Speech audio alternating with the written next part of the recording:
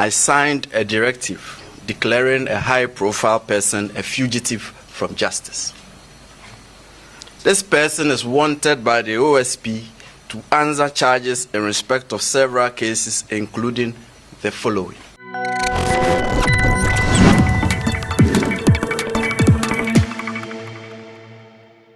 Hello guys, this is Jibril on Authentic Plus TV. If today happens to be your first time, kindly subscribe to the channel, share this video, give me your like, and let's continue the discussion in the comment section.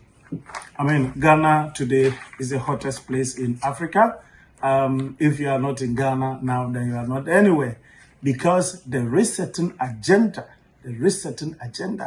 of the current president, His Excellency John Dramani Mahama, is working to perfection. He's very serious about the fact that corruption needs barest minimum. Corruption is the pain of Ghana's development.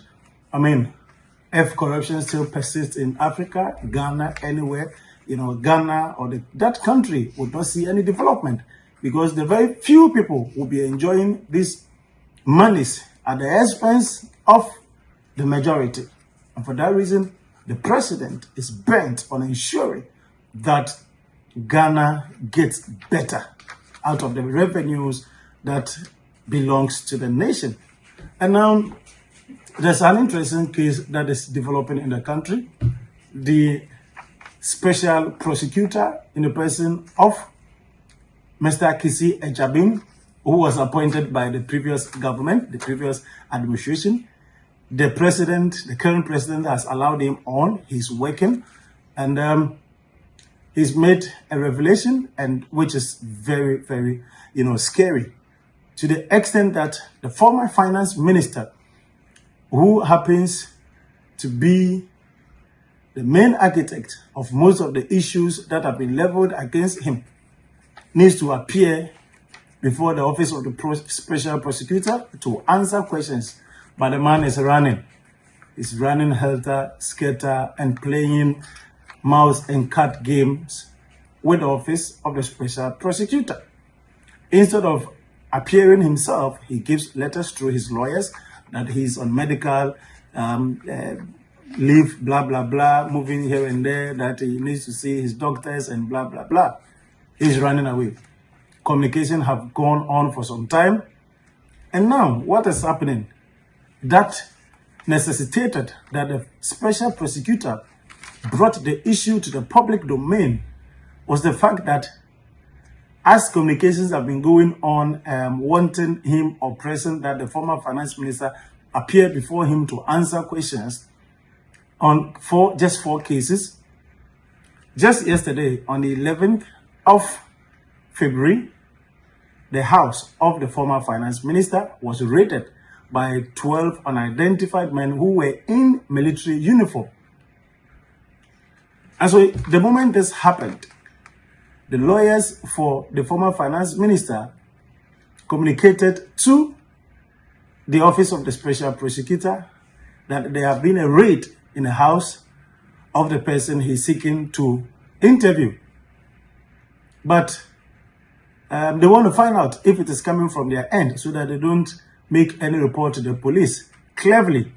However, as smart as the special prosecutor is, now decided to come in the open for everybody to know what is going on, and then debunk the knowledge that they have no knowledge of what has happened in the house of the former finance minister. They are not involved. They do not know who did that. And for that matter, they don't have anything to do with that. So in clearing the air, he decided to come public this time so that the whole nation and the whole world will know what is happening. And it is interesting. The big fish himself is on the loose. He is not coming to answer questions. And for that matter, the special prosecutor has declared the former finance minister, Ken Ofori-Atta, fugitive. I signed a directive declaring a high-profile person a fugitive from justice. This person is wanted by the OSP to answer charges in respect of several cases, including the following. 1.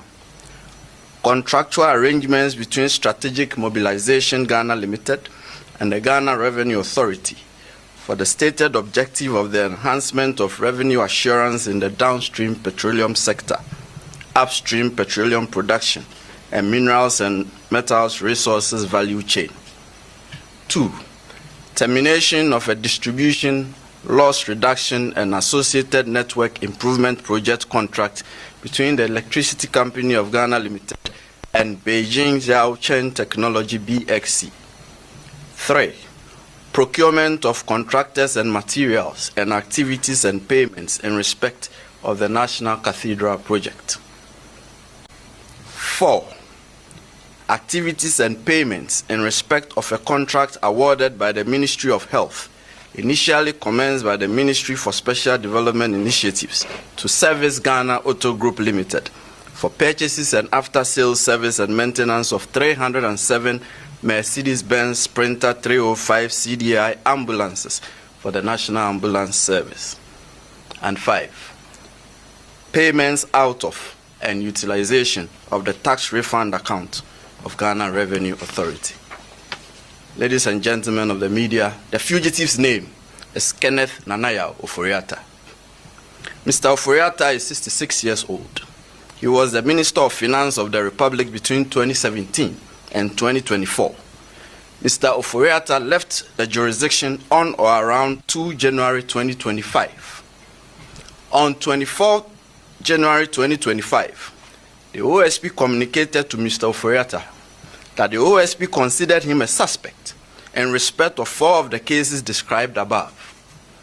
Mr. Oforiatta was directed to attend in person the OSP on Monday, 10 February 2025 at 10 GMT for interview. By communication dated 31 January 2025, Mr. Oforiatta instructed his lawyers to inform the OSP. Running away from law or from justice. He doesn't want to appear before him to answer questions because he's observed that he is just playing smart on him. And for that reason, he declared him as a fugitive and that he's going to ensure with all the powers vested in them to make sure that the former finance minister appear before him to answer questions. It's very interesting. So anybody that is connected to the scandals identified in this video by the special prosecutor, I'm sure you are very hot at this moment. Anybody connected is very hot because Ghana is not joking under the current president. Ghana is not joking at all. So wherever you are, when you meet this guy, you tell him that the special prosecutor is looking for him. How on earth would the nation be bothered with a promise to build a cathedral for God? The cost be borne by individuals who have no such intentions. The former president, Akufo-Addo, promised to God that he will build him a cathedral if he became the president. He became the president and now he's using the national money to build a cathedral. And even with that, the administration of the money is where there is an issue. So it means that the money was not rightly used. It's being misappropriated. And instead of this guy coming to answer questions, he's running away. So if you are connected, whoever that is connected to any of the scandals or any of the cases mentioned, my guy, you are going to be very hot. This is the only means by which Africa can develop. This is the only means by which Ghana can develop. We should ensure that corruption is reduced. We have to name, shame, jail, retrieve all the monies that are spent by public office holders at the expense of the majority of the masses who are not in any way closer to whatever they are doing. So it is a wake-up call for anybody in the country who corrupted or got involved in any scandalous activity be rest assured that the government, President John Dramani Mahama, is coming after you. Whatever that you have enjoyed, you are not going to be let off the hook. You are going to be brought to the book. You are going to be prosecuted, just as this man is trying to run away. Of course, the special prosecutor has per his engagement or the establishment of the office have both inquisitorial and prosecutorial, authority or powers, subject to the Attorney General, so he can prosecute you. So whatever he's doing is very legal. And so, my guys, I'm happy today that this is actually happening, which means that the African man is capable. We can do it, and there's always a starting point somewhere. Guys, kindly subscribe to the channel. This is Jibril, and let's share this video and let's continue the discussion in the comment section. Thank you so much.